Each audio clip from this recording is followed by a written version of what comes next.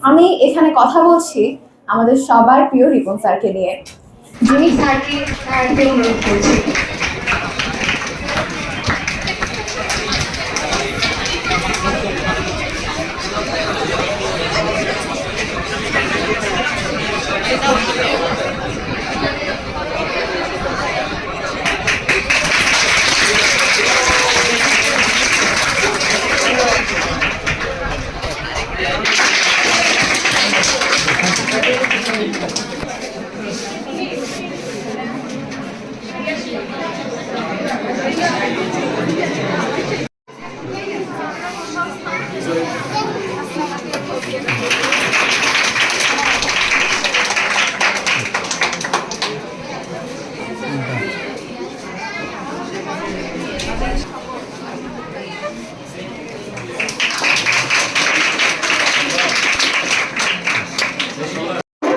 শুভেচ্ছা বক্তব্য রাখবেন জনাব মোহাম্মদ সৌরভ সরকার, পরিচালক সৌরভ ইংলিশ টিউটোরিয়াল বোর্ড।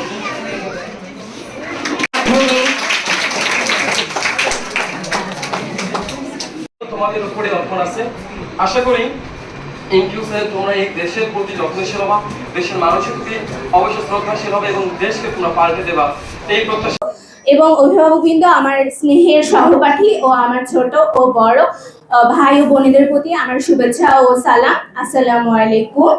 আমি মোসাম্মদ সুরাইয়া তাসনিম। আমি ষষ্ঠ শ্রেণী হতেই রিপন টিউটোরিয়াল হোমের সাথে যুক্ত আছি এবং বর্তমানে সপ্তম শ্রেণীতে অধ্যয়নরত আছি। রিপন টিউটোরিয়াল হোমের কথা আমি যতই বলি না কেন হয়তো কমই হয়ে যাবে। রিপন টিউটোরিয়াল হোমের রিপন স্যার এবং আমাদের সহকারী শিক্ষকগণ আমাদের যেভাবে সহযোগিতা করেছেন, আমাদের বিভিন্নভাবে সাহায্য সহযোগিতা করার মাধ্যমে আমরা আজ এই পর্যায়ে আসতে পেরেছি এবং ভবিষ্যতে ইনশাল্লাহ আরও এগিয়ে যাব। এরপরে বলি, আমাদের প্রতিটি মানুষের জীবনেই এমন কিছু শিক্ষক থাকে যাদের আমরা সর্বদা মনে রাখি, যাদের সবসময় আমরা স্মরণ করি। আমাদের কাছে এমনই একজন প্রিয় শিক্ষক হলেন আমাদের সবার পছন্দের একজন শিক্ষক রিপন স্যার। তিনি অত্যন্ত স্নেহের সাথে আমাদের পড়ান এবং তিনি আমাদের সব পড়া অনেক ভালোভাবে বুঝিয়ে দেন। তিনি আমাদের বিজ্ঞান বিষয়টা অনেক ভালোভাবে বোঝান। বিজ্ঞানের কঠিনতম বিষয়গুলো তিনি সহজভাবে উপস্থাপন করেন, যে না বুঝে উপায় নেই। রিপন স্যারের পড়ানোর রুমটা যদিও একটু ছোট, কিন্তু সেখানে পড়ানোর কখনো কমতি হয়নি। সারাদিনের ক্লান্তি শেষে তিনি কখনো শিক্ষার্থীদের প্রশ্নের উত্তর দিতে ক্লান্ত হন না। তিনি বলেন, তোমরা 1000টা প্রশ্ন করো, আমি 1000বার উত্তর দিতেও রাজি। রিপন স্যার আমাদের সবসময় চেষ্টা করেন তিনি দাঁড়িয়ে ক্লাস নেবার। তিনি প্রতিটি বেঞ্চে বেঞ্চে গিয়ে আমাদের বুঝিয়ে দেন, আমাদের প্রত্যেক শিক্ষার্থীর খাতা পর্যবেক্ষণ করেন। এছাড়াও রিপন টিউটোরিয়াল হোমে যে পরীক্ষাগুলো নেওয়া হয় সেগুলো যে আমাদের স্কুলের পরীক্ষায় সাহায্য করেনি তা না বললেই নয়, সেগুলো আমাদের যথেষ্ট সাহায্য করেছে এবং এজন্য আমরা সত্যি রিপন টিউটোরিয়াল হোমের প্রতি কৃতজ্ঞ। আমি এ পর্যায়ে ধন্যবাদ। আমি এখানে কথা বলছি আমাদের সবার প্রিয় রিপন স্যারকে নিয়ে, যিনি কিনা অনেক বেশি ভালো বিজ্ঞান পড়ান। ছোটবেলায় আমি বিজ্ঞানী হতে চাইলেও বর্তমানে আমি আর্কিটেক্ট হতে চাই। যখন আমি সবাইকে বলতাম যে আমি বিজ্ঞানী হতে চাই, সবাই আমাকে নিয়ে হাসতো, টিটকারি করতো যে আরে বাংলাদেশে অত ভালো বিজ্ঞানী হওয়া যায় না সেই। কিন্তু স্যার কখনো তা করেননি। স্যার আমাকে সর্বোচ্চ উৎসাহ দেওয়ার চেষ্টা করেছেন, যা কিনা প্রত্যেকটা শিক্ষার্থীরই করার কথা, শিক্ষকেরই করার কথা। ছোটবেলায় স্যারকে নাকি তার শিক্ষকগণ সাহাবাবু বলে ডাকতেন। সাহাবাবু অর্থাৎ রিপন স্যারের মতো একজন শিক্ষক পাওয়া সত্যি ভাগ্যের ব্যাপার। স্যার যে ব্যাচে শুধুমাত্র একজন রাগী শিক্ষকের মতো পড়িয়েই যান তা কিন্তু নয়। স্টুডেন্টদের সাথে স্যারের আন্ডারস্ট্যান্ডিং অনেক ভালো। মূলত স্যারের কাছে আমি করতে আসি বিজ্ঞান, এবং স্যার হচ্ছেন আমার অনেক প্রিয় শিক্ষকদের মধ্যে একজন। স্যারকে নিয়ে কথা বলতে গেলে তো শেষ হবে না, তাই আমি বেশি কিছু বলবো না। স্যারের উদ্দেশ্যে একটি কবিতা আবৃত্তি করছি। আজও তোমায় শিরে জানাই নত শিরে, হৃদয় উজাড় করে ভক্তি। তুমি তো দিয়েছ শিক্ষার আলো, জুগিয়েছ চলার শক্তি। ও শিক্ষাগুরু, তোমাতেই শুরু আমার শিক্ষা জীবন। হাতে হাত ধরে যতন করে শিখিয়েছ বর্ণমালা। কখনো আদর, কখনো শাসন, সৃষ্টি করেছ মায়ার বাঁধন। শিক্ষা দিয়েছ হতে সৎ আর ন্যায় পরায়ণ। ধন্যবাদ। আসসালামু আলাইকুম। আমি মেহেজাবিন মান্তাসা বিথি, বগুড়া সরকারি বালিকা উচ্চ বিদ্যালয়ে সপ্তম শ্রেণীতে অধ্যয়নরত আছি। আজকে আমরা সবাই এখানে একত্রিত হয়েছি রিপন স্যারের অবদানে। সত্যি কথা বলতে সর্বপ্রথমে বলবো যে আমি রিপন স্যারের কাছে অনেক কৃতজ্ঞ। আমি পঞ্চম শ্রেণীতে রিপন স্যারের কাছে পড়ে বৃত্তিপ্রাপ্ত হয়েছিলাম। আসলে রিপন স্যারের সম্পর্কে বলা শুরু করলে শেষ করা যাবে না, তাই সংক্ষেপে বলি। প্রথমে বলি রিপন স্যার একটু কড়া, তাই পড়ার ব্যাপারে কোনো ছাড় হবে না। আসলে এরকমই তো দরকার পড়ার ক্ষেত্রে। সব গার্ডিয়ানই চায় যে একটা কড়া টিচার যেন সবসময় পড়া আদায় করে নেয়। অনেক সময় মার খেয়েছি রিপন স্যারের কাছে পড়া না করার কারণে বা পড়ে না যাওয়ার কারণে। পরের দিন আবার ভাবতাম যে আজকে তো পড়ে যেতেই হবে, না হলে তো আবার মার খাবো। তো আমরা জানি যে আমাদের ক্লাস 10 পর্যন্ত যে স্কুল লাইফ, সেইটুকুর মধ্যে তিনটা কিন্তু অনেক ইম্পর্টেন্ট এক্সাম আছে, যেমন পিএসসি, জেএসসি এবং এসএসসি। এর মধ্যে পিএসসিটা কিন্তু ক্লাস 5-এ হয়। তো যদিও আমাদের ক্লাস 5-এ পিএসসি হয়নি, তবে একটা এনসিটিভি থেকে একটা বৃত্তি নেওয়ার একটা পরীক্ষার কথা বলেছিল। তো সেটা একদমই আচমকা ছিল। আমরা ওই সময় একদমই পাজলড হয়ে গিয়েছিলাম যে এত কম টাইমের মধ্যে যে সিলেবাসটা আছে সেটা কিভাবে কভার দিব। কিন্তু আসলে বছরের শুরু থেকেই রিপন স্যার আমাদেরকে সমান গুরুত্ব সহকারে একই রকম ভাবে একই ধাঁচে পড়িয়েছেন বলেই শেষ সময় গিয়ে ওইটুকু সিলেবাস ওইটুকু টাইমের মধ্যে কভার দিতে খুব একটা প্রেশার যে হয়েছে তা বলবো না। তবে যখন প্রবলেম হয়েছে সবসময় রিপন স্যারকে পাশে পেয়েছি। কিছু একটা সমস্যা হলেই স্যারকে ফোন দিতাম বা ক্লাসে এসে ব্যাচে এসে স্যারকে বলতাম, স্যার একজনের সমস্যা হলে পুরো ক্লাসে সেটা বোঝাই দিত। তো সর্বোপরি রিপন স্যারের কাছে তো অসম্ভব রকমের কৃতজ্ঞ আমি, কারণ সেই সময় একটা আচমকা পরীক্ষা, আমাদের তো বিগত সালগুলোতে ক্লাস 5-এর যে একটা সমাপনী পরীক্ষা সেটা হতো না। এই কারণে আমরা ভেবেছিলাম যে আমাদেরও হবে না। আমাদের সাথে যেসব শিক্ষার্থীরা ছিল তারা ওভাবে শুরু থেকে জোরালোভাবে পড়েনি, তার কারণে তাদের শেষে গিয়ে কিন্তু অনেক প্রেশার হয়েছে। সেটা তো দেখলেই বোঝা যায়, তারাও বলে যে হ্যাঁ পড়া হয়নি। কিন্তু আসলে আমরা খুবই চিল থাকতাম যে না, রিপন স্যার তো আছে, পড়ছি সারা বছর। তাছাড়াও স্যারের কিছু কিছু উৎসাহমূলক পুরস্কার আমাদের তো আরো বেশি আগ্রহ বাড়ায় দেয় পড়ালেখা করার প্রতি, খুবই ইন্সপিরেশন দেয়। রিপন স্যার সবসময় খুবই পজিটিভ ছিল আমাদের জন্য যে ইনশাল্লাহ হবে।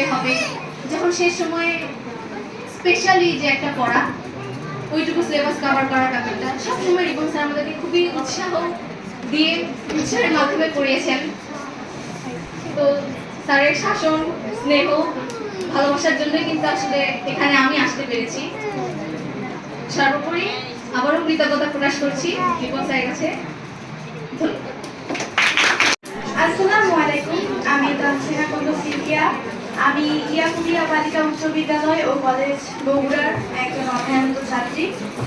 প্রিয় রিপন স্যারকে আজকে এই পুরস্কার বিতরণী অনুষ্ঠান করার জন্য অসংখ্য ধন্যবাদ এবং আমাকে বক্তব্য দানের ছোট্ট একটি সুযোগ করে দেওয়ার জন্য আরও একটি ধন্যবাদ। প্রথমে আমি আমার অনুভূতিটি দিয়ে শুরু করছি। আজকে মডেল টেস্টের পুরস্কার বিতরণী অনুষ্ঠানে আমি 10 জন পুরস্কার প্রাপকের মধ্যে একজন। এতে আমার খুব আনন্দ বোধ হচ্ছে। পুরস্কার পেতে আসলে কার না ভালো লাগে। রিপন স্যার যে পরীক্ষার আয়োজনগুলো করেন, মডেল টেস্ট নেন, এইচএসসি নেন, সাপ্তাহিক পরীক্ষা, এগুলো আমাদের স্কুলের পরীক্ষায় ব্যাপকভাবে প্রভাব ফেলে। আমরা এই নতুন কারিকুলাম হওয়া সত্ত্বেও স্যার এই 2 বছরে যেভাবে আমাদেরকে গাইড করেছেন তা ভাষায় প্রকাশ করার মতো নয়। এছাড়া এমনকি এখনো সামনে যে আমাদের বার্ষিক পরীক্ষা, তার জন্য স্যার যেভাবে আমাদেরকে পড়াচ্ছে, শেখাচ্ছে, যেভাবে থিকি নিচ্ছে, প্রতিনিয়ত পরীক্ষা নিচ্ছে, তাতে আমি আশা করছি অবশ্যই পরীক্ষায় ভালো ফলাফল করতে পারবো। আমরা সবাই জানি রিপন স্যার একজন বিজ্ঞানের ছাত্র প্লাস শিক্ষক। আমি শুরু থেকে একটা কথা রিপন স্যারকে এখনো বলি যে স্যার, আমি শুধু আপনার কাছে বিজ্ঞানের জন্যই পড়তে আসি। এখানে অনেক স্টুডেন্টই আছে যারা স্যারের কাছে শুধু বিজ্ঞানের জন্যই পড়তে আসে। স্যার বিজ্ঞান এত ভালো করে পড়ান যেটা বলার বাকি রাখে না। বিজ্ঞান শুধু পড়ালেই হয় না, বিজ্ঞান একটা বোঝার বিষয়। সেই দিক থেকে বিজ্ঞানের প্রত্যেকটা বিষয়াবলী স্যার এত সহজ করে বোঝান যেটা আমার অন্তত কোনো দিন নেই যেদিন আমি স্যারের কোনো পড়া বুঝতে পারিনি। বিজ্ঞান ব্যতীত আরো যে সাবজেক্টগুলো আছে সেগুলো স্যার এত সহজ করে এত সুন্দরভাবে গুছিয়ে পড়ান যেটা কল্পনাতীত। আর মনের মতো স্যার হওয়াটা অনেক বড় একটা বিষয়। আমরা সবাই চাই প্রত্যেকটা স্যার যেন আমাদের মতো করে আমাদেরকে বোঝান। সেই দিক থেকে রিপন স্যার একদম পারফেক্ট। তিনি পুরোপুরি আমাদের মাইন্ডে। আমরা যেভাবে বুঝতে পছন্দ করি স্যার ঠিক সেভাবে বোঝান। আমরা যেই বিষয়গুলো নিয়ে মজা করি স্যার সেই বিষয়গুলো নিয়ে আমাদেরকে মজা করেন, আমাদের সাথে রসিকতা করেন। এই স্যারের বিষয়গুলো আমাদের পড়াতে খুব পজিটিভ একটা প্রভাব ফেলে। রিপন স্যার ব্যতীত আরো দুজন স্যারের কথা বলতে হয় যিনারা আমাদের প্রত্যক্ষভাবে না হোক পরোক্ষভাবে আমাদের বিভিন্ন সহায়তা দিয়ে যান। আমরা জানি আমাদের বেশিরভাগ পরীক্ষার খাতা ওনারাই কাটেন। পরীক্ষায় ভুল করলে ওই বিষয়গুলো কি জন্য ভুল করলাম, আরো কিভাবে লিখলে ভালো হতো, কি লেখা উচিত ছিল কি লেখা উচিত নয়, রিপন স্যারের পাশাপাশি ওনারাও আমাদেরকে সহযোগিতা করেন। এই জন্য আমি অনুরোধ করবো আমার ছোট ধন্যবাদকে যেন ওনারা গ্রহণ করেন। আমি 2 বছর ধরে রিপন স্যারের কাছে পড়ছি, কেউ হয়তো 1 বছর। রিপন স্যারের কাছে অনেক বকা খেয়েছি, অনেক মার খেয়েছি, তবে স্যারের এই বিষয়গুলো আমি আশীর্বাদ হিসাবে গ্রহণ করছি। কয়েকদিন আগে স্যার আমাকে বলছিল মার খামু তাও শিখবো, অর্থাৎ যে স্যারকে প্রশ্ন করে যত বেশি মার খেয়েছে সে তত বেশি শিখতে পেরেছে। স্যারকে এমন কোনো দিন নেই যে প্রশ্ন করে আর রিপন টিউটোরিয়াল বং পত্রিকা আয়োজিত পুরস্কার বিতরণ অনুষ্ঠান 2024-এ উপস্থিত সকল অতিথিবৃন্দ, শিক্ষকবৃন্দ, আমার পিতামাতার সমতুল্য সকল অভিভাবকবৃন্দ এবং শিক্ষার্থীবৃন্দ সকলকে জানাই আমার আন্তরিক শুভেচ্ছা এবং কৃতজ্ঞতা। বিশেষ করে আরো অভিনন্দন জানাই সেই সকল শিক্ষার্থীকে যাদের জন্য আজকের এই অনুষ্ঠানটা আয়োজিত হয়েছে। এখানে আমরা পুরস্কার পাচ্ছি কি আজকে? প্লিজ হাতটা একটু উঠাই। গার্জিয়ানরা কি আমরা বাবা মারা কি একটু খুশি হই নাই যে এতগুলো ছাত্রছাত্রী পুরস্কার পাচ্ছে? একটা হাত তালি তো দেওয়া যায়।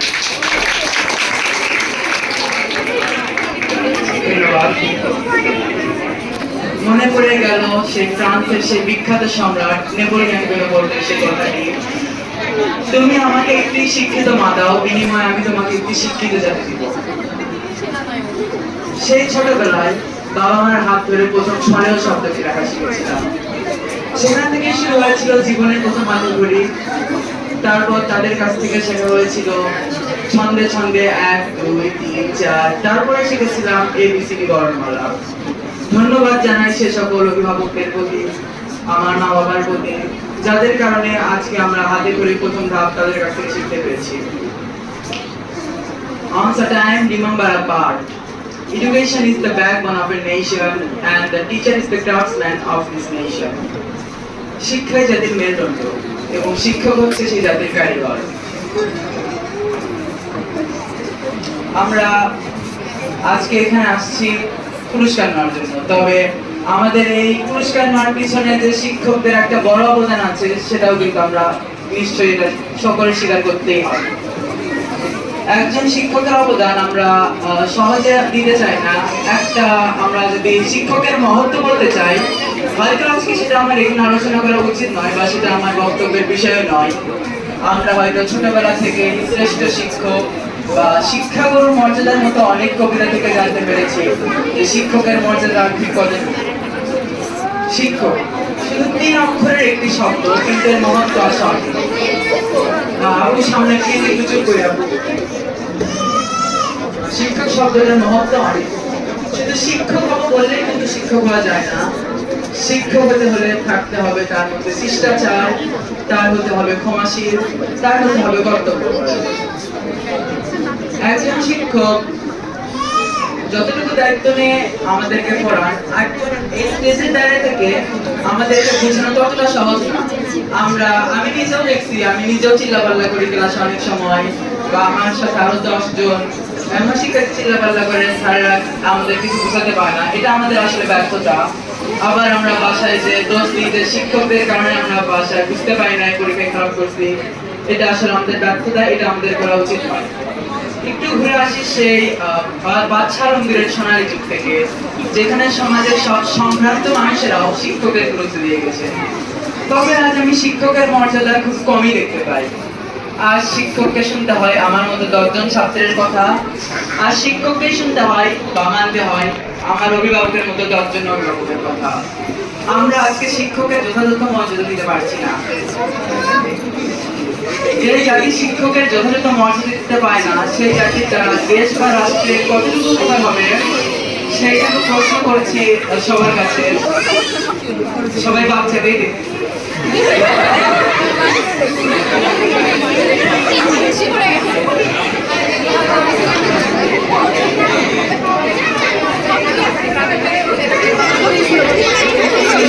আমি সবাইকে সকল থেকে নাফিমের কথা বলার জন্য অনুরোধ করছি।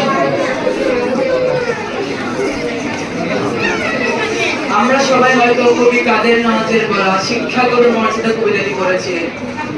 সেখানে কবি কাদের নওয়াজ বলে গিয়েছিলেন, শিক্ষক আমি শ্রেষ্ঠ সবার, দিল্লির প্রতি সে তো ছাড়। আমরা এখানেই বুঝতে পারছি শিক্ষকের মর্যাদাটুকু ঠিক কত বড়, শিক্ষকের তাৎপর্য ঠিক কতটুকু। আজ এখানে উপস্থিত সকল অভিভাবক এবং শিক্ষকদের প্রতি আমার আন্তরিক শুভেচ্ছা এবং কৃতজ্ঞতা জানাচ্ছি। আজ আমি ধন্য কারণ আমার কাছে এক শিক্ষিত মা আছে। আজ আমি ধন্য কারণ আমি রিপন স্যারের মধ্যে এক সুশিক্ষক পেয়েছি। ধন্যবাদ সকলকে। হ্যালো, সবার প্রতি সালাম, আসসালামু আলাইকুম। রিপন টিউটোরিয়াল হোম কর্তৃক আয়োজিত আজকের পুরস্কার বিতরণ অনুষ্ঠানে উপস্থিত প্রধান অতিথি এবং আমার ছোট ভাই, সবার প্রতি সালাম এবং সবচেয়ে যাদের নিয়ে এই অনুষ্ঠান, প্রিয় শিক্ষার্থী সবাইকে জানাই 3.141592653538792 ... এতগুলো রজনীগন্ধা ফুলের শুভেচ্ছা। সত্যিকার অর্থে গণিত আছে বলে জীবনটা এত সুন্দর। এই জন্য সবাইকে আমি গণিতের সংখ্যা দিয়ে শুভেচ্ছা জানালাম। তো আমি এখানে অনুষ্ঠানে দেখতে পারলাম যে রিপন স্যারের অনেক তোমরা গুণ গাচ্ছ। এই গুণ গাওয়াটা ধরে রাখতে হবে। আমি দেখছি রিপন স্যারের অনেক স্টুডেন্টরা বিজ্ঞানে 100 পাইছে এবং অন্যান্য যে সাবজেক্টগুলো পাইছে 100 পাইছে। 100 পাওয়ার পরে কি আপনার কিছু থাকে কি? একটু বলেন, কথা বলেন অভিভাবকরা। আমি আজকে শুধু অভিভাবকদের সাথে কথা বলবো, স্টুডেন্টদের সাথে পরে 100 পাওয়ার পরে কিন্তু কিছু নাই। তারপরেও দেখা যায় পরের বছরে ফোন দেওয়া যায়, দেখা যায় ওই 100 পাওয়ার ছাত্রীরা নাই। তাহলে 100 পাওয়ার পরে আর কি দিলে ওই ছাত্রীরা ওই স্যারের কাছে বলবে? এর কোনো ব্যাখ্যা আছে? এর ব্যাখ্যা হচ্ছে একটাই, সাইকোলজি প্রবলেম। যে এই স্যারের কাছে আর রাখা যাবে না, আরেক স্যারের কাছে নেওয়া যাবে, এই টেন্ডেন্সি আনা যাবে না। আপনারা হয়তো বিশ্বাস করবেন কি জানি না, আমার এই হাত দিয়ে বুয়েটে ফার্স্ট হয়েছে, ঢাকা মেডিকেলে ফার্স্ট এবং আইআইটি ফার্স্ট, একাধারে 3টা পাবলিক পরীক্ষায় ফার্স্ট হয়েছে। ও আমার কাছে ক্লাস 6-এ পড়া শুরু করছে এবং ক্লাস 10 পর্যন্ত আমার কাছে পড়ছে এবং ইন্টারমিডিয়েট কোথায় পড়বে না পড়বে সব ডিরেকশন আমি দেই। শুধু তাই না, তার ছোট 2টা ভাইও জেলা স্কুলে পড়ে ক্লাসে, ওরাও আমার কাছে পড়ে। এবং ক্লাস 9-এ যারা পড়ে একটা স্টুডেন্টের প্রায় মিনিমাম 6টা টিচার তো আছে, আর ওদের কাছে টিচার নাই। আমি জোর করে ওদেরকে টিচার পড়াই দিই, বাবা এটা পড়তেই হবে, আর কিন্তু ক্লাস 9-এ পড়তে, কিন্তু ওরা পড়ে না এবং লেগে থাকে। এই লেগে থাকাটা হচ্ছে 1 নাম্বার জিনিস। যত টিচার চেঞ্জ করবে দেখবেন যে আপনার বাচ্চা তত রোজগার হয়ে যাবে। আজকে যেমন আমি পরীক্ষা দিলাম সকালবেলা, 2 আর 3 কত হয়? বলো তো বাবু, তোমরা বলো 2 আর 3 কত? ক্লাস 7-এ পড়ে, ক্লাস 7 পড়ে 2 আর 3-এ 5 না থেকে অন্য সংখ্যা লিখে রাখছে। এটা বিশ্বাস করা যায়? ওদের খাতা দেখতে হয়তো বিশ্বাস করে আমার চোখে পানি আসে। কেন পানি আসে? আমি যখন খাতা দেখি তখন সাথে সাথে মনে হয় ফোন করে জানাই। এর জন্য অভিভাবকরা দেয়। কেন দেয় জানেন? আপনি যখন ক্লাস 3-তে অ্যাডমিশন করাইছেন ডিএম স্কুলে, হাজার হাজার স্টুডেন্ট টপ ক্লাস ডিএম স্কুলে থাকছে, কি চান্স পায়নি? কথা বলেন। যারা স্কুলে চান্স পায়, হাজার স্টুডেন্ট টপ ক্লাস কিন্তু ভর্তি হয়েছে, কিন্তু আজ আপনার ছেলে 2 আর 5 কেন? আপনাদেরকে সজাগ হতে হবে। খালি ছাত্রের পিছনে দৌড়ালে হবে না, নিজেকে করতে হবে। এবং ছাত্ররা কি পড়ালে আপনারা তদারকি করবেন, বিশেষ করে মায়েদেরকে বসতে পড়া লাগবে। এমনি রান্না করতেছে, খালি চিল্লাবে না পর পর পর, তাই দেখুন দেওয়ার পড়াশোনা করবে। কিন্তু অনেক অভিভাবক আছে এইটুকু করতে পারে না। জানুয়ারির 1 তারিখে আমার কাছে ভর্তি করে দিয়ে গেছে, সারা বছর চলে যায়, কোনোদিন একটা খরচ থাকে না। সেই বাচ্চা মানুষ হবে না। আমাদের সময় হয়েছে, আমরা এখনকার ফ্যামিলি 6-7টা ভাই বোন, ঠিক আছে না ভাইরা? ঠিক তো? আমরা এখনকার ফ্যামিলিতে ভাই বোন 10-12 জন করে, কোনোদিন বাবা মা খোঁজ নেয়, কিন্তু আমাদের সময় হয়েছে। কিন্তু এখনকার যুগ পাল্টে গেছে, কারণ সেকেন্ডের মধ্যে আমাদের প্রতিনিয়ত পৃথিবী চেঞ্জ হচ্ছে, এই জন্য এই বাচ্চাগুলো চেঞ্জ হচ্ছে। আর যে অভিভাবকরা সচেতন, তার বাচ্চা ভালো, তাছাড়া ভালো হবে না। আমি এটা আপনাদেরকে আহ্বান জানাচ্ছি যে অবশ্যই আপনারা সচেতন হবেন, দেখবেন আপনার বাচ্চা কমপ্লিট একটা মানুষ হবে। যদি সচেতন না হন, হবে না। সচেতন না হলে আপনাদের বাচ্চা কিন্তু মানুষ হবে না, এটা শুধু একটু মাথায় রাখেন।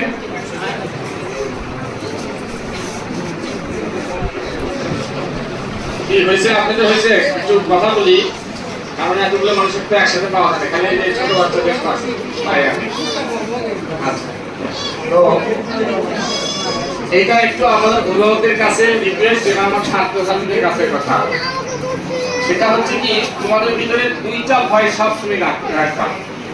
কয়টা ভয়? 2টা সবসময়। পৃথিবী উল্টে গেল, এটা তোমাদের মাথায় থাকতে হবে যে আমি স্যারকে দেখে ভয় পাই, প্লাস বাবা মার সম্মানটা আমি রাখবো। তুমি যদি এই 2টা জিনিস রাখো, তাহলে আমি শিওর তুমি ভালো করবে।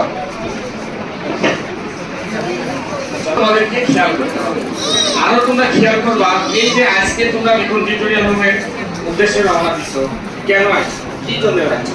স্যারের পাশে পড়তে হচ্ছে, স্যারের ক্লাসে বসে আছি, বান্ধবীর সাথে খালি দোকান হচ্ছে, স্যার ধমক দিচ্ছে, দেখে খাতা লিখে দিচ্ছে, খাতাতে লিখে দিচ্ছে যেন স্যার টের না পায়, তো তাও গোপনে ওরা আলাপ করতেছে। এইগুলো করা যাবে। তোমাদের সাথে এই আচরণগুলো অ্যাভয়েড করতে হবে।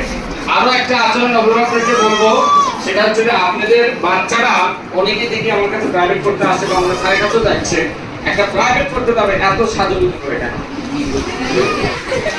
যখনই দেখবেন আপনার বাচ্চা সাজুগুজু করে প্রাইভেটে যাচ্ছে, তখন বলতে হবে মেন্টালিটি চেঞ্জ হয়ে যাচ্ছে, তখন আপনাকে খেয়াল করতে হবে। তোমরা একটু সাবধান হও। তো আমি তোমাদেরকে যেটা বলতে চাচ্ছি যে আমরা এখানে আসলাম কি উদ্দেশ্য নিয়ে। তোমাদের জীবন স্যারের মতো একজন বিখ্যাত একটা স্যার, বুঝছো? এত সুন্দর পড়ায়, এত জ্ঞানী লোক। তো ওই স্যারের কাছে পড়তে গেলে ওই স্যার আগে স্টুডেন্টের পরীক্ষা নেয়, তারপরে পড়াতে যায়, তার আগে পড়ে। তো ওই স্যারের পাশে কিছু পাখি ছিল, গল্প করতেছিল না, পাখি ছিল। ওই পাখিদেরকে শিখাই দিয়েছিল যে শিকারি আয়েগা, জাল বিছায়েগা, দানা ডালেগা, হাসনা নেই। বলো, শিকারি আয়েগা মানে কি? জাল বিছায়েগা, দানা ডালেগা, হাসনা নেই, হাসা যাবে না, ঠিক আছে? তো এই কথাগুলো শিখে দিচ্ছে এই স্যারের কাছে যে পাখিগুলো ছিল, সেই পাখিগুলোকে এই কথা শিখায় দেয়। তো ছাত্ররা যখন স্যারেরা আমার কথা শুনে, তো যখন ছাত্ররা স্যারের কাছে পড়তে আসে, এই কথাগুলো কাকে শিখে দিচ্ছে জানো? এই পাখিগুলো শিখে দিচ্ছে। স্টুডেন্টরা যখন স্যারের বাসায় আসে, ছাত্রদেরকে কিছু খাবার দেয়, যাও তুমি একটা পাখি ধরে নিয়ে আসো। ওই ছাত্র পাখি ধরতে যায়, তখন ওই পাখিরা তখন বলে শিকারি আয়েগা, জাল বিছায়েগা, দানা ডালেগা, ফাসনা নেই। ছাত্র তো ওখানে যা বলতেছে যে এই পাখি তো সেই চালাক, যাওয়ার সাথে দিকে এভাবে বলে, তখন ওই ছাত্র দৌড়ে স্যারের কাছে বলছে, স্যার ওই পাখি তো ধরা যাচ্ছে না, ওই পাখি তো কারণ তুমি বসো। এভাবে 2-3টা ছাত্র যাচ্ছে। আরেক ছাত্র কি করছে, ওই ছাত্র যায় ওইখানে যায় ওই খাবারগুলো দিছে, দিয়ে একটা পাখি ধরে নিয়েছে। স্যারের কাছে নিয়ে আসার পরে স্যার তখন বলছে, গুড ওয়েল, তুমি খুব ভালো করছো, পাখি করে নিয়ে আসছে। তারপর অন্যান্য ছাত্রদের বলছে, তোমরাও যায় পাখির কাছে খাবার দাও, দেখে পাখিগুলো তোমাদের কাছে চলে। কেন স্যার? ও তো এই বলতেছে, আসলে শোনো, পাখি যে কথাগুলো আমরা শিখিয়ে দিছিলাম, পাখি তো ওই কথা কিছু বুঝে না, বুঝে ওকে যা শিখাইছি সেই কথাগুলো অবলম্বন করছে। তুমি তুমি সেটা খালি খেয়াল করছো দেখে এই জন্য তুমি বাকি ফার্স্ট টাইমে করতে পারোনি, একটু সাহস করে দিছে, তারপরে বাকিগুলো কন্টিনিউ করছে। এই গল্পের মরালি কি হচ্ছে এটাই যে যেটাই করবা তোমাকে বুঝে শুনে করবে, তাছাড়া তুমি কি বলো তোমরা খেয়াল করছো যখন আমাদের বিশ্ববিখ্যাত প্লেয়ার মেসি যখন খেলে দেখবেন চুপচাপ দাঁড়িয়ে থাকে, বল পাওয়ার পরে কিন্তু কৌশলে বল দিয়ে আসে না, এইরকম কৌশলে হতে হবে। আমি খালি পড়তে গেলাম, সারের কাছে গেলাম, সার পড়ার জন্য দিকে টাকা আছে কোনো না এগুলো করা যাবে, মনের ভিতরে এটা নিয়ে আসতেই হবে যে আমাকে সারের কাছে গেছি 1 ঘন্টা পড়াশোনা করবো, ঠিকঠাক করে পড়াশোনা করে চলে আসবে। এই দায়িত্ববোধ যদি তোমার ভিতরে ঢুকে তাহলে তুমি মানুষ। তোমাদের কাছে আমার আরেকটা রিকোয়েস্ট, কখনো বাবা মাকে তোমরা কষ্ট দিবে না। তোমরা হয়তো জানো না, একটা সন্তান যখন জন্ম দেয় একটা মা 57 ইউনিট ব্যথা সহ্য করে তোমাকে পৃথিবীতে নিয়ে আসে। কত ইউনিট? 57 ইউনিট। একটা সুস্থ পুরুষ মানুষ যদি 45 ইউনিট ব্যথা হয়, সেই ব্যথায় সেই পুরুষটা মারা যায়, আর সেই কষ্টের সন্তান তোমাদের এই জিনিসগুলো খেয়াল করতে হবে। আমি তোমাদের কোন ছাড়া সবাই তোমাদেরকে এইভাবে উপদেশ দিবে, যদি তোমরা এই কান্দে ঢুকে এই কান্দে বের করে দাও তাহলে কোনো ইমপ্রুভ হবে না। এখানে একটা সুইচ রাখতে হবে, এই সুইচ রাখে তোমাদের মাথাতে রাখতে হবে, দেন তুমি সাকসেস হবে। আর যদি এটা হোক তাহলে কিন্তু হবে না, তোমাদের মনে রাখতে হবে। তোমাদের মধ্যে অনেক বাচ্চা আছে এতে আফরিন ক্লাস 7 পড়ে, আমার কাছে পড়ে, এত সুন্দর ন্যাচুরালিটি এই সবার আগে অঙ্ক করে দেয়, অথচ ক্লাসমেট দেখি তার পাশে একজন বসে কিছু পারে না। কেন? একই সাথে ও একই স্যারের কাছে পড়তেছে, ও রিসিভ করতেছে আর একজন পড়তেছে না। এর ড্রাইভারটা কার? এই ড্রাইভারটা তোমার। এই যে দেখো আমি যে পাচ্ছি না, এই কথাটা শুধু মনে মনে নিয়ে আসবে, আমি পাচ্ছি না, কি করলে আমি পারবো, এই থিমটা মাথায় আসে। আমি তোমাকে চ্যালেঞ্জ দিই, তুমি ভালো স্টুডেন্ট হবে। তোমাদের চোখে মুখে ঠান্ডা বাজার সত্য বাজার দেখতে পাচ্ছি, কনফার্ম তোমরা ভালো করো। তোমাদের ভালো কোনো এই আশা ব্যক্ত করে আমার সংক্ষিপ্ত বক্তব্য শেষ করছি। আল্লাহ হাফেজ। আসসালামু আলাইকুম।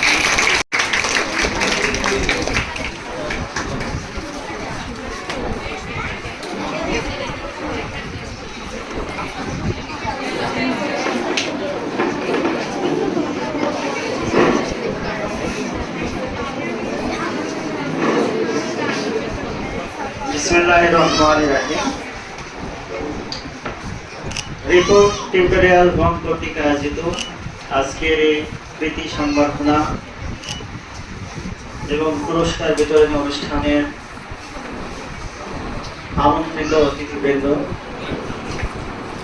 প্রান্তীয় শিক্ষার্থীবৃন্দ এবং মঞ্চে উপবিষ্ট বিভিন্ন প্রাইভেট ও কোচিং হোমের শিক্ষকবৃন্দ,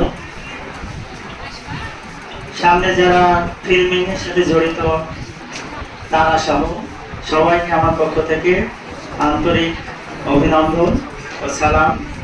আসসালামু আলাইকুম। আমি মোহাম্মদ আজিজুর রহমান, সহকারী অধ্যাপক, উদ্ভিদ বিজ্ঞান বিভাগ, দিনাজপুর সরকারি কলেজ। আমি দীর্ঘ সময় বগুড়ায় ছিলাম, সরকারি আজিজুল্লাহ কলেজে দীর্ঘ প্রায় 7 বছর ছিলাম। সেই সূত্রে রিপন শাহ আমার ছাত্র, এবং এই মাত্র কয়েক মাস আগে জুন মাসে আমার সম্প্রতি ট্রান্সফার হয়েছে এখান থেকে, প্রমোশনোত্তর। এখানে কোনো পোস্ট নাই, সেই হিসেবে এখন বেশ দূরে, কিন্তু আমার ফ্যামিলি এখানে থাকে। আমার ওয়াইফ আজিজুল্লাহ কলেজের সহকারী অধ্যাপক,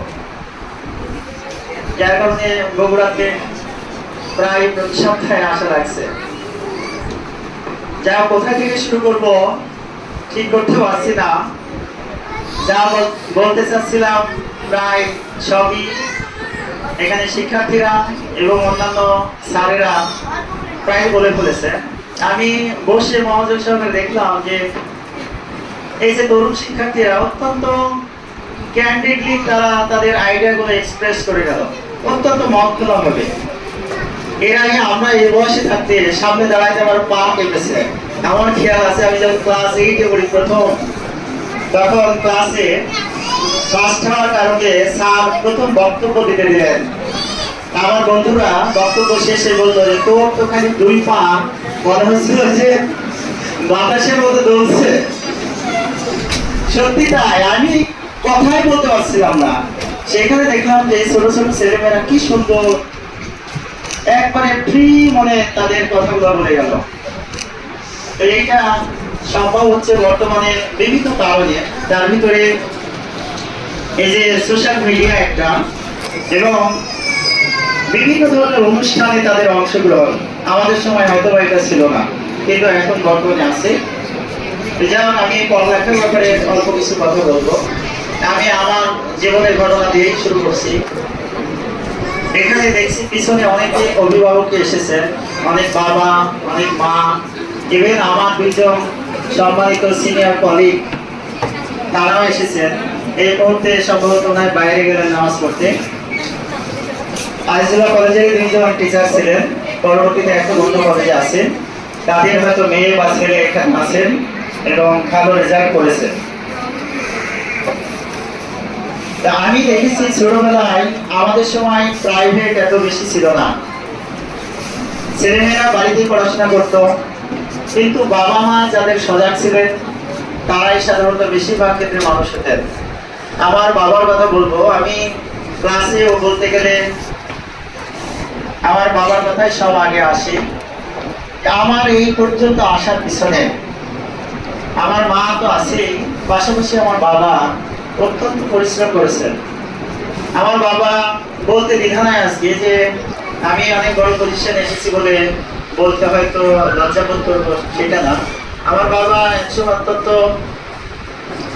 পরিশ্রম করেছেন এইভাবে যে তিনি গ্রামে আমাদের একটা চাউলের দোকান ছিল, তিনি সারাদিন এই দোকানের পিছনে ব্যয় করতেন। আবার কখন দেখা যাচ্ছে তিনি চাল আনার জন্য মোকামে গেছেন, আবার ফিরে আসছেন, কিন্তু রাত 10টা হলেও আমাকে ডাকছেন। তারপরে বই কোথায়, তোমার পড়া হয়েছে কিনা, 1 ঘন্টা হলেও তিনি আমার পড়াটা দিয়েছেন। তারপরে তিনি আবার শুতে গেছেন। সকালে মোকামে যাওয়ার আগে আব্বা আমাকে বই ধরা দিয়ে, বাবা এই পড়াগুলো দিয়ে গেলাম, আমি আসার পরে যেমন দেখি তোমার এই পড়া হয়েছে। মা সারাদিন এগুলো খোঁজ নেওয়া অত বেশি সময় পেতেন না, কিন্তু আব্বা এসে আবার যতই রাত হোক তিনি এই পড়াটা আবার দেখতেন। কোনোদিন দুপুরে আসতেন, দুপুরে যদি আধা ঘন্টাও সময় পেতেন তিনি আবার নিয়ে আমাকে বসতেন। যে পড়াটা দিয়ে গেছিলেন পুরোটা শোনার পর তিনি আবার একটা পড়া দিয়ে যেতেন, আসার পরে আবার সেই পড়াটা ধরতেন। এইভাবে সেই ক্লাস 6 থেকে 5 বা তার আগে আব্বা অত বেশি সময় দেননি, কিন্তু তিনি আমি যখন বুঝতে শিখেছি তারপর থেকে নিয়মিত সময় দিতেন। এবং একটা ঘটনা সবচেয়ে আমার খুব কষ্ট লাগে। ক্লাস 10-এ ম্যাথ পরীক্ষা, হায়ার ম্যাথ পরীক্ষা ছিল, ফাইনাল এসএসসি পরীক্ষা আমি দিয়ে আসলাম। সেদিন পরীক্ষাটা খুব খারাপ হলো। আমি যা পড়ে গেছি মোটামুটি গিয়ে দেখছি সবই ঠিক আছে,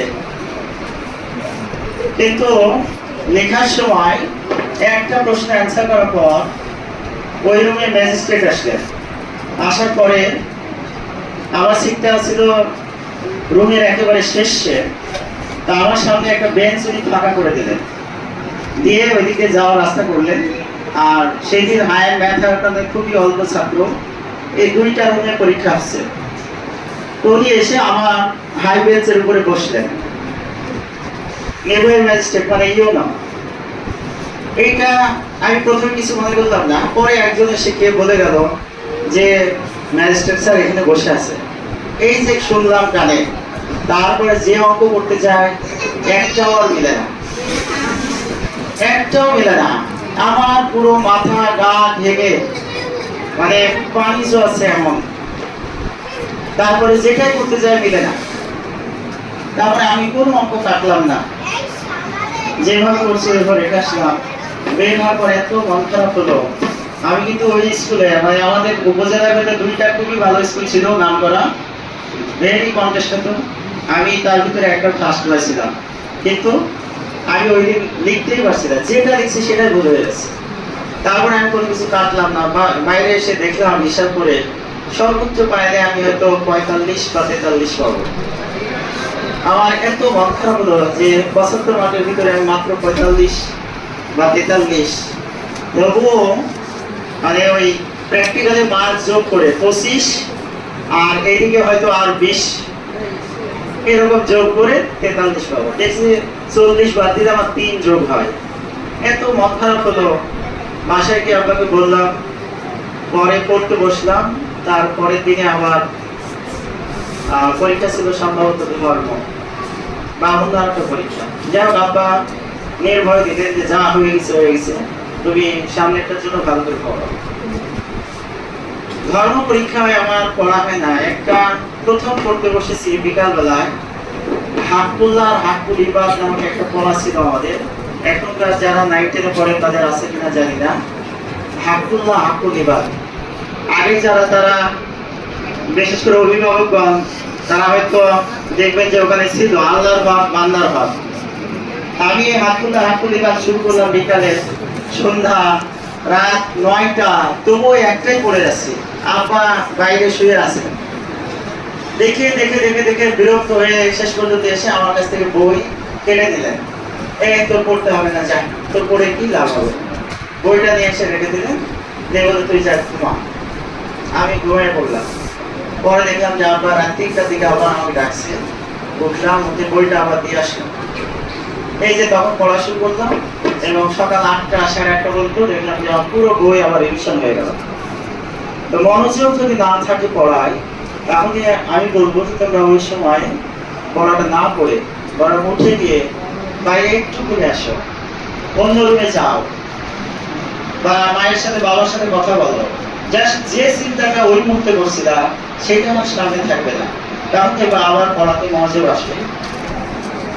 আমার পরবর্তীতে দেখলাম যে পরীক্ষা দিতে গিয়ে এবং ওই সাবজেক্টে অনেক ভালো মার্কস এসেছে।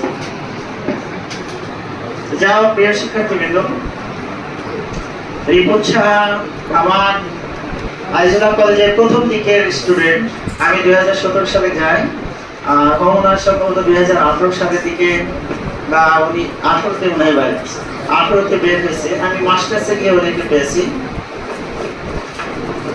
তো সেই সময় দেখছি সে অত্যন্ত অকপট প্রাণ খোলা একজন ছেলে, স্যারদের সাথে খুব ভালো মিশুক এবং অন্যান্য তার যে সহপাঠী ছিল তাদের সাথে অত্যন্ত মিশুক।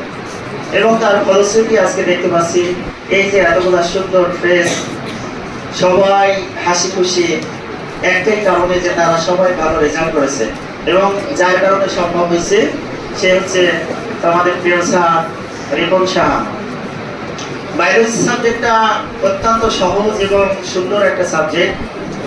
বিশেষ করে অনার্স মাস্টার্স লেভেল অথবা পরবর্তী যে উচ্চ শিক্ষা, সেখানে মেয়েরা এটা অধিকাংশই চয়েস করে এবং অনেক ক্ষেত্রে বলে, বিশেষ করে বিশ্ববিদ্যালয়ে এই সাবজেক্টটা মেয়েদের সাবজেক্ট। কেউ কেউ তো আরো স্ল্যাংলি বলে যে এটা একটা লিপস্টিক সাবজেক্ট। এই কারণে এখানে মেয়েরা অনেক। আমিও তো আইজুল্লাহ কলেজে দেখছি 165 জন স্টুডেন্টের ভিতরে সর্বোচ্চ 40 জন ছেলে হবে, বাকি সবাই মেয়ে। আমি ঢাকা বিশ্ববিদ্যালয়ে পড়েছি, সেখানে আমাদের সাথে 59 জন স্টুডেন্টের ভিতরে 18 জন ছিল ছেলে আর বাকি সবই হচ্ছে মেয়ে।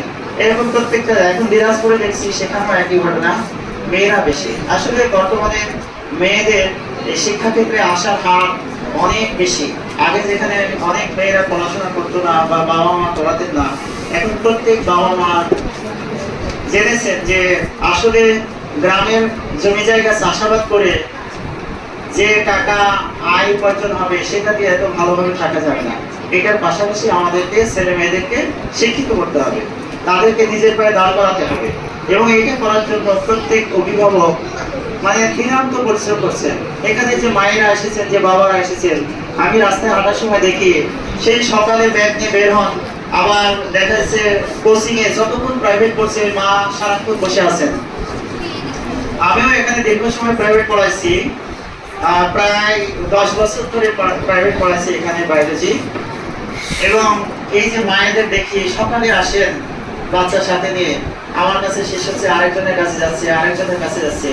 এই ছেলে বা মেয়ের অর্জনের চাইতে মায়ের অর্জনটাই আমি বলবো অনেক বেশি বড়, বাবার অর্জনই অনেক বেশি বড়। তারা দিনান্ত পরিশ্রম করছে বলে আজকের ছেলেমেয়েরা তাদের ভালো জায়গাতে যেতে পারছে। আর আমাদের আসলে টার্গেটই এটা। আমাদের জীবন তো প্রায় শেষ, কিন্তু আমাদের ছেলেমেয়েরা যেন ভালো কিছু করে যেতে পারে, এটাই হচ্ছে তাদের টার্গেট। আসলে এটাই হওয়া উচিত।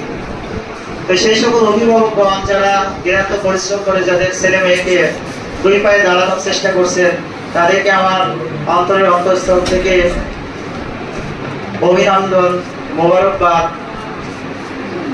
আমি শেষের দিকে রিপন সাহেব সম্পর্কে একটা কথা বললে নাই, যে আমি যখন আর্জুনা কলেজে আসি তার সাথে প্রথম পরিচয় ক্লাসে। সেই ক্লাসের পর এবং তার আরো কয়েকজন সহপাঠী সহ দেখলাম যে খুব বিমুখ। স্যার আপনি আগে যদি আসতেন এই কলেজে তাহলে আরো খুবই ভালো লাগতো। আমার আসলেই ভালো লাগছিল। তো আমি মাঝে মাঝে ওদেরকে বলতাম যে আমাদের চাইতে তোমরাই বরং এগিয়ে যাও, এবং তোমাদের এগিয়ে যাওয়াটা এমন হবে যেন আমরা ভবিষ্যতে তোমাদের দেখে গর্ব করতে পারি।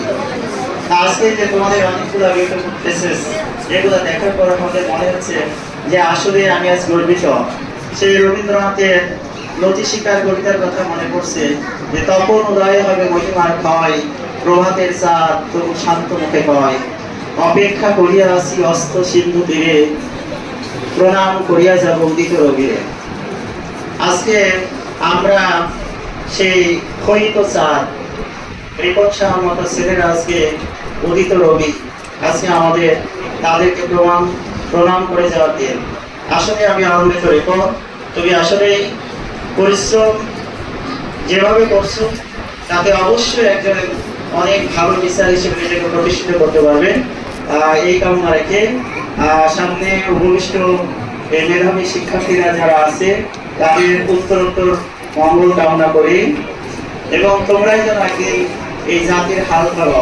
তোমরাই যেন আজকে সেই নাহিদ সরকার, সেই সার্জিস আলম বা অন্যান্য যারা সমন্বয়ক আছে তাদের মতো গর্বিত সন্তান হতে পারো। ছাত্র বয়সে উপদেষ্টা পৃথিবীর ইতিহাসে কোথাও নাই, বাংলাদেশেই প্রথম। ছাত্ররাই বুকের রক্ত দিয়ে বাংলাদেশ থেকে এই স্বৈরাচার দূর করে যে নতুন দিনের সূচনা করেছে, সেই দিনটাকে তোমরা যেন আরো সুন্দরভাবে প্রতিষ্ঠিত করে বাংলাদেশকে পৃথিবীর দ্বার প্রান্তে প্রতিষ্ঠিত করে যেতে পারো, সেই প্রত্যাশা থাকবে। এখানে এক ছাত্র বক্তব্য দেওয়ার সময় বললো যে বাংলাদেশে বা এক মেয়ে সম্ভবত বাংলাদেশে বিজ্ঞানী হওয়ার মতো হয়তো এরকম পরিবেশ নাই, বা বাংলাদেশে বিজ্ঞানী হয় না।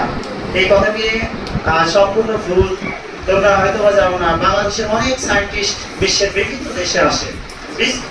দেশে আছে, আমেরিকার নাসা যে সবচেয়ে বড় 10 জন সায়েন্টিস্ট, তার ভিতরে বাংলাদেশে ডক্টর আতাউল করিম। তোমরা হয়তো সার্চ দিলে দেখবা, আমি যখন ঢাকা বিশ্ববিদ্যালয়ে পড়ি তিনি তখন একবার ঢাকা বিশ্ববিদ্যালয়ে আসলেন, টিএসসিতে একটা বক্তব্য দিলেন, এবং সেখানে সে নাসার বিভিন্ন ধরনের ভিডিওগুলা তিনি যখন একটা প্রজেক্টরে দেখালেন, আমরা দেখার পরে হতবাক যে আমরা বাঙালিরা কোথায় আছি, আর নাসা কোন জায়গায় গবেষণা করছে, কোন পর্যায়ে। আর এখন দেখবা বাংলাদেশে জাহিদ হাসান আমেরিকায় ফিজিক্স নিয়ে গবেষণা করছেন, এবং আমার ধারণা যে ফিজিক্সে যদি পরবর্তীতে কাউকে নোবেল পুরস্কার দেওয়া হয়, শুধুমাত্র ডিসক্রিমিনেশন না হয়, তাহলে এই জাহিদ হাসান নোবেল পুরস্কার পাবে ফিজিক্সে। শুধু এরকম না, আরো অনেক সায়েন্টিস্ট গোটা বিশ্বের বিভিন্ন দেশে আছে। বাঙালি ছোট্ট একটা দেশ, doctor Mohammad Yunus Nobel prize পেয়েছেন। পাশের অনেক বড় দেশ মিয়ানমার বা আরো অনেক দেশ আছে, তারা দেখো তো কয়জন বাইরে পরিচিত নোবেল পুরস্কার পেয়েছেন, কিন্তু বাংলাদেশের মানুষ পাচ্ছে। তোমরাই যদি চেষ্টা করো তাহলে এই নোবেল পুরস্কার তোমাদের দ্বারা অবশ্যই সম্ভব, অবশ্যই সম্ভব। তোমরাই নতুন আবিষ্কার করবে, ঔষধ আবিষ্কার করবে, মানুষের জীবনকে সহজসাধ্য করার যাবতীয় প্রযুক্তি আবিষ্কার করবে, দেখবে বাংলাদেশের হাত ধরে বিশ্ব এগিয়ে যাবে। তো তোমাদের হাত ধরে বাংলাদেশ এগিয়ে যান, সেই কামনা রেখে আমি আমার বক্তব্য এখানে শেষ করছি। আল্লাহ হাফেজ। আসসালামু আলাইকুম। উপস্থিত আমার প্রিয় শিক্ষার্থী ও সম্মানিত অভিভাবকবৃন্দ এবং আমার শ্রদ্ধেয় সম্মানিত স্থান এবং অন্যান্য ছাত্রকে জানাই আমার পক্ষ থেকে আসসালামু আলাইকুম। তো সকলকে জানাই এই উক্ত অনুষ্ঠানে সকলকে যোগদান করার জন্য অনেক অনেক অনেক ধন্যবাদ। আর আমি বেশি কথা বলবো না, কারণ আমাদের ইচ্ছা ছিল মাগরিবের আগে এই অনুষ্ঠান শেষ করে দেওয়া, তো অলরেডি ওর সাথে 5টা বেজে গিয়েছে। তো আমি কিছু কথা বলবো শুধু শিক্ষার্থী এবং অভিভাবকের জন্য। আপনারা জানেন যে বাচ্চাদের দীর্ঘ 2 বছর থেকে তেমন একটা পড়াশোনার পদ্ধতি ছিল না। হঠাৎ করেই সরকার পরিবর্তনের কারণে পুনরায় আবার পূর্বের পদ্ধতিতে আমাদের এই পরীক্ষা অনুষ্ঠিত হবে।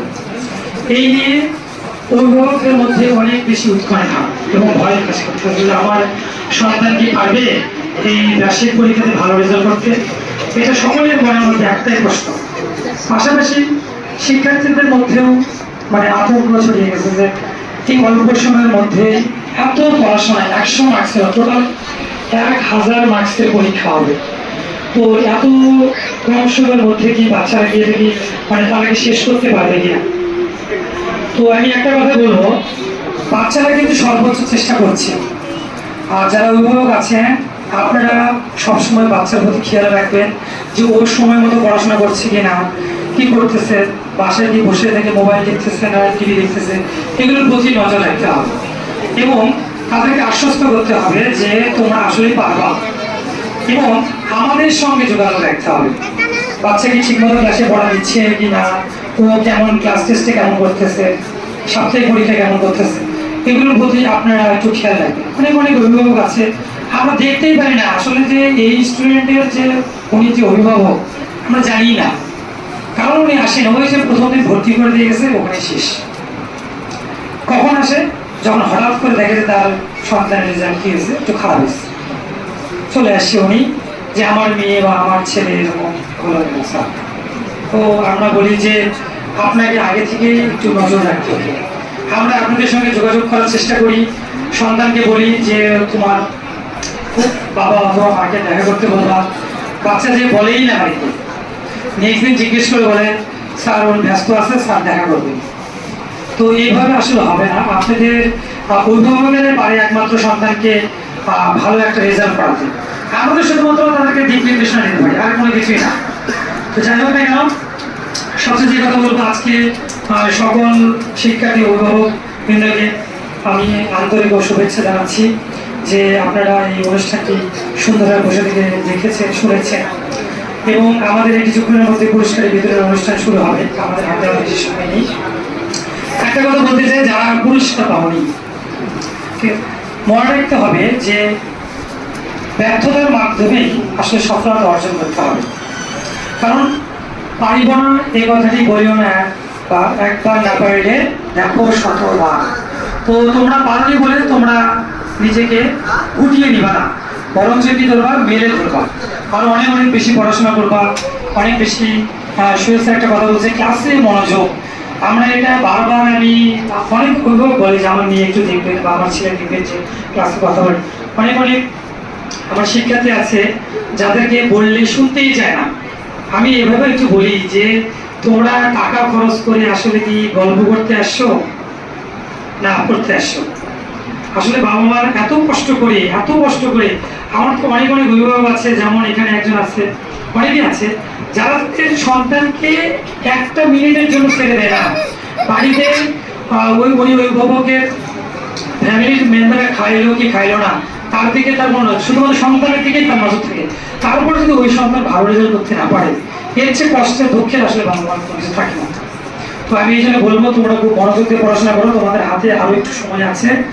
প্রতিদিন নিয়মিত পড়াশোনা করলে, আমরা প্রতিদিন ক্লাস টেস্ট নিচ্ছি, সাপ্তাহিক পরীক্ষা নিচ্ছি, তোমরা একটু ভালো করে পড়াশোনা করলে অবশ্যই বার্ষিকের রেজাল্টটি তোমাদের আশানুরূপ হবে। এবং তোমরা সামনে আমরা আবার একটা মডেল টেস্ট দিব বার্ষিকের উপরে, তো তোমরা এর জন্য প্রস্তুতি নিবা। সামনে যেহেতু স্কুলে বার্ষিক পরীক্ষার আর বেশি দিন নেই, হঠাৎ করে দেখবা যে আবার ঘোষণা দিয়ে দিব অমুক তারিখে বার্ষিক পরীক্ষা, যার কারণে এখন থেকে আমাদেরকে কি নিতে হবে, প্রস্তুতি নিতে হবে। তো এই বলে আমি আমার সংক্ষিপ্ত বক্তব্য শেষ করছি। সকলকে ধন্যবাদ। 5 মিনিট এবং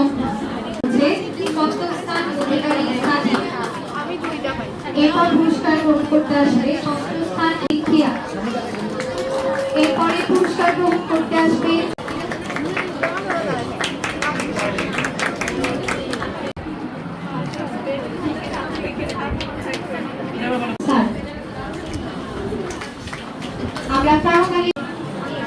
পুরস্কার গ্রহণ করছে নবম স্থান অধিকারী নাফিক।